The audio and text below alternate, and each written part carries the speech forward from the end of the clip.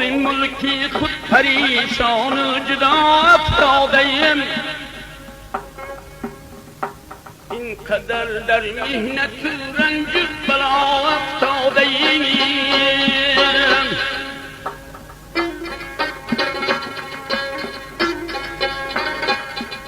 مرد زیرک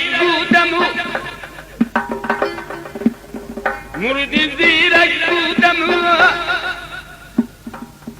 اما با تقدیری خدا دانه ای تا چیدم و دامی بلا افتاده‌ایم.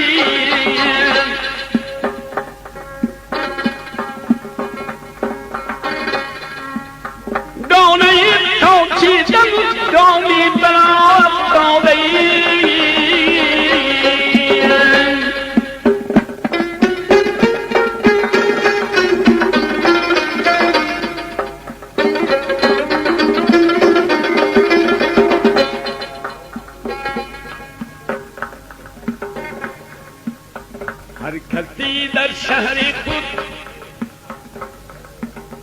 هر کسی در شهر خود مانند سلطان بود بس،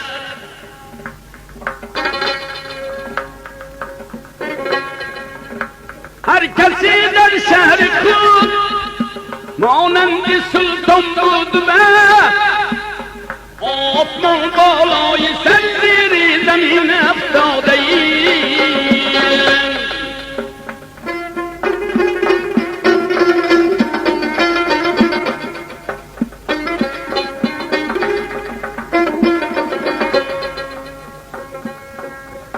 ما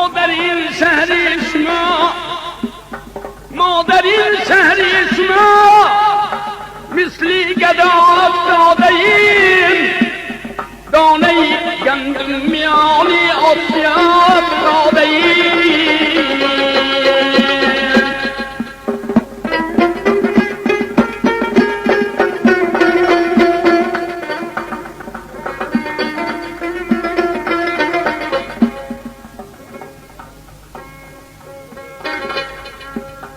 طوطی بودم میانی چشمه آبی حیات،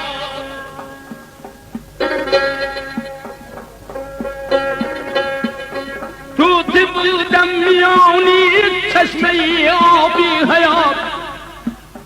خواب را در بادی فنا افتاده‌ایم.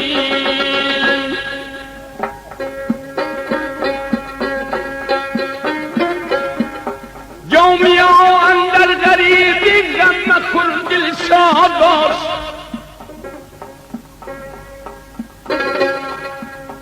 جامیا اندر غریبی غم مخور دل شاد باش.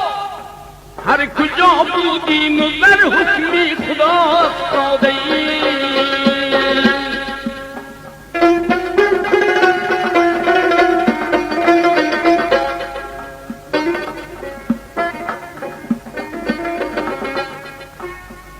ما در این شهر شما مثل گدا افتاده‌ایم.